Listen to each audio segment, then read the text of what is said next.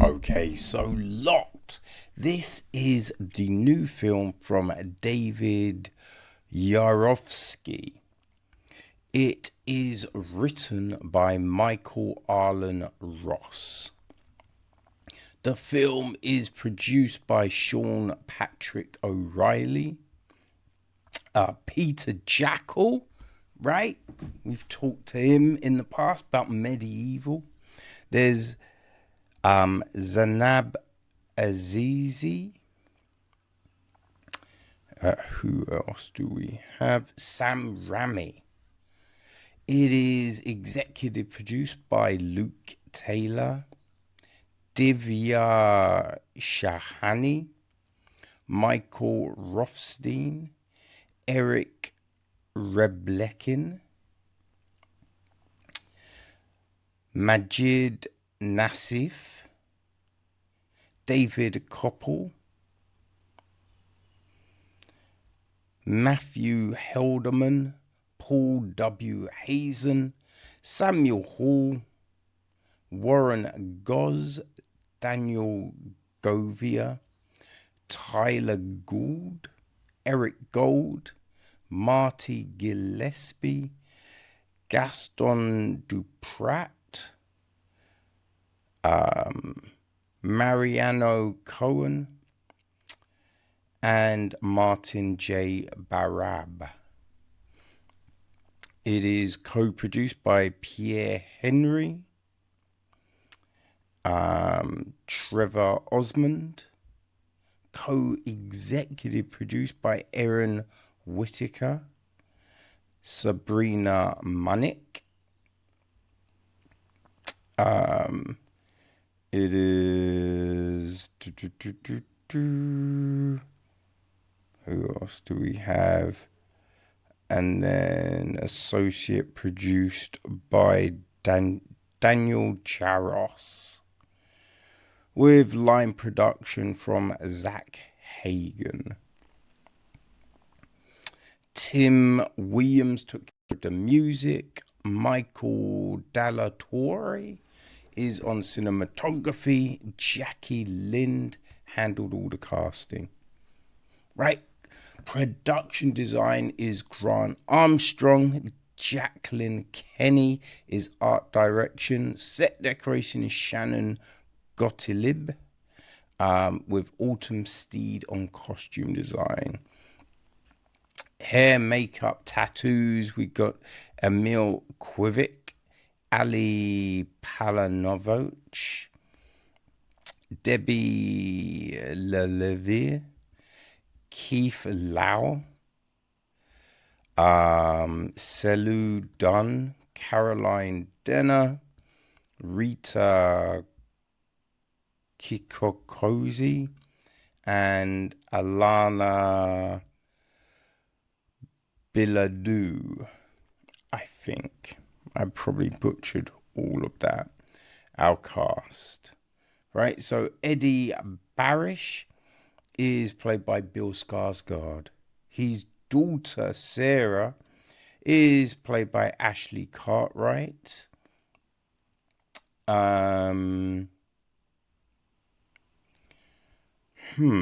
Interestingly enough, they don't have his wife listed. William is played by Anthony Hopkins. Carl is played by Michael Eklund. Butter, played by Navid Charkey. The lady puts on a lipstick was played by Sophia Tesma. Let me just check somewhere else. They might have the wife listed. Nope, wife is not listed, and we do hear her. He makes a call to her, so that's a little odd, but that's what it is, right? That's what it is. Now, the gist of the story. Let me make this bigger. No, that's not really gonna work. I have to. You know what? I'll do this one because it's easier to see. Because that's just a little bonkers. Okay. When Eddie breaks into a luxury SUV. Oh, where is it? Breaks in. Wait. I've just lost where I was. When Eddie breaks into a luxury SUV, he steps into a deadly trap set by William, a self-proclaimed vigilante, delivering his own brand of twisted justice. With no means of escape, Eddie must fight to survive in a ride where escape is an illusion, survival is a nightmare, and justice shifts into high gear. Whoa. Well. You know, this is actually based upon an Argentine film called 4x4 from Mariano Cohn and Gastón Duprat. Right, that came out in 2019, I believe. You know? And our director, David Yarovesky, he's done kind of dark films, right? I think he directed Brightburn, right? That Superman kind of film. Remember? I think yeah, it came out a few years back. I can't quite remember what. Yeah, I think it was It was called Brightburn. But he directed that, you know, which wasn't. It was It was definitely an interesting. It was like, what would happen if Superman was kind of done in the real world? If it was, you know, a real kind of look at this thing. So this film, it's interesting. I think from jump, you can see that Anthony Hopkins must have had a blast making it. You know what I mean? Like getting full kind of hook twisted. Right? Now, the film itself, it's put together really well. Right? It looks good. You know, just all of this, the sounds in the SUV and all of that, it works. It's suspenseful. It's definitely suspenseful. You know, I thought we got some good emotions from everyone involved. You know, that all worked. There's a couple of things for me, though, with the film. Firstly, he's trapped in that car for a good few days. I forget how many days. But it's a good few days he's up in that car. Now, if you leave a car running, the battery dies. So I was a bit like, would not that battery be dead by the time we start moving in it? Now, I don't drive, right? I don't own a car. So maybe I'm wrong. But I just know from hearing from people when they're like, fuck, I left my lights on and my car was dead. And you know what I mean? So I was just a bit like, yo, wouldn't the battery be dead? You know? And it seemed like he only peed once. Over a few days, you're only like defecating once. I don't know about that, right? That car should have just been completely trashed. Yeah, like, and you would think if you're looking someone in a car and you don't want them to fuck your car up, technically, I think you'd have to throw some nappies up in there, right? Because a bucket, stuff's still gonna, that stuff could spill, right? So I think the only thing would be like, yo, there's some nappies, put one on, otherwise, right? It would have to be that. I mean, in no iteration is this fun.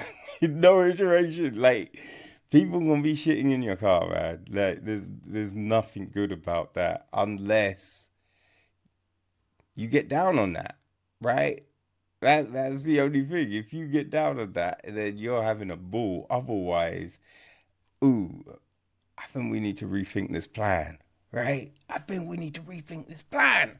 Now, also, we've had films where someone is committing a crime, but their intentions are good.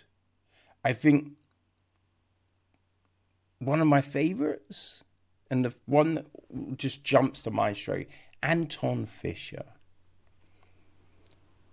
I mean, Anton Fisher is so freaking good. So good. But you are with the dad, right? You're with the dad, even though he's holding up the fucking hospital. And with this film, you're not really with William. You know? We're not really with William. And I think for the film to really work, we need to be either, right? Because it can go either way, but we need to be either with William or Eddie. You know? And I think it probably works better if you're with William. It's hard to be with Eddie because from jump, we see he's a piece of shit. You know what I mean? Like, look, he's a petty, as far as we know, right? As far as we know, he's a petty criminal. So he's breaking into people's shit. And that's scummy, right? You see a laptop in someone, you steal that laptop. But you don't know what that means to that person you're stealing it from. You're like, oh, well, they've got stuff, right? You're stealing their laptop. Maybe they had to work so hard to save up for that laptop, right? That laptop is the thing that is helping them go to school, right? Or just work. So without that laptop, now their life is just fucked. Right? You've destroyed their life. That's what it is. You know what I mean? So, although, you know, he's not killing people or things like that, he's a piece of shit. Right? So he's stealing. We can see he's not being a great dad. Right? Wasn't a great husband or boyfriend, one of the two. We're not quite sure. But yeah, not doing his thing on that front. So he's a piece of shit. Right? He doesn't answer the phone to his kid. Like, what are we doing? So trying to be with Eddie is tough. And the only reason he's in the car is he broke into the car, right? He wanted to rob the car. So, yeah, it's hard to be with Eddie. And so, as I said, it's hard to be with William. So, that does take you out a bit. You have no emotional connection now to anyone in the film, right? You have no emotional connection.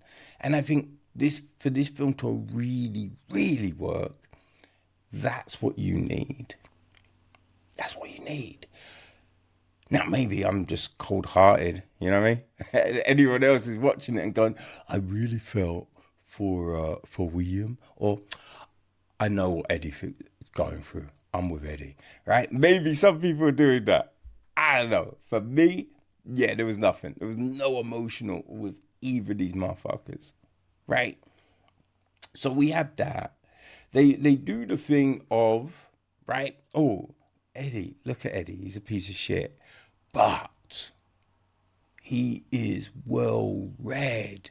You know, look, he's quoting Crime and Punishment, right? And it's just a bit like, all right, whatever. But obviously, you know, trying to be like, oh, they you know, he reads, he understands. So he doesn't know, because he's trying to equate himself to the lead in Crime and Punishment, which is bonkers, right? It's bonkers. So, yeah, we have that, and we have these long speeches trying to justify people, each of their actions, which doesn't really work. I think if you're trying to secure someone, there'd be other things that you would, I'd say, do, right? You know, and then we don't get what we get. There was a chase bit, right? And I'm just looking at this and going, obviously, you get up onto the side, right? You get off on the side. You're not in the middle of the road. It was a bit kind of like, even as, you know, a less experienced person, there were certain things that were just obvious to you. You know what I mean? Like, you just thought, well, that's obvious. I'm going to do that. You know? So, yeah, the chase bit was a bit odd. Now, I guess people will just, you know, use the age as a, well, that's why. But I don't know about that. I don't know about that, people. You know? It's, as I said, it's a slickly put together film. But I just, yeah, emotionally, it's not got you. Right? Eddie might be trapped, but your emotions are running free. Right? They ain't trapped at all. They ain't with no one. And that's a shame. That's a shame. You know, good acting, good production, all of these things. But it just doesn't hold you. For me, anyway. As I said, like, it's kind of like an Anton Fisher. And you can look at things like Buried as well, you know, as a kind of example of the film. Like, if you like how people involved, you know, Skarsgård, Hopkins, you might want to check it out. You know, it hits cinemas on the 21st. That's Friday, people. Friday. So, yeah, a lot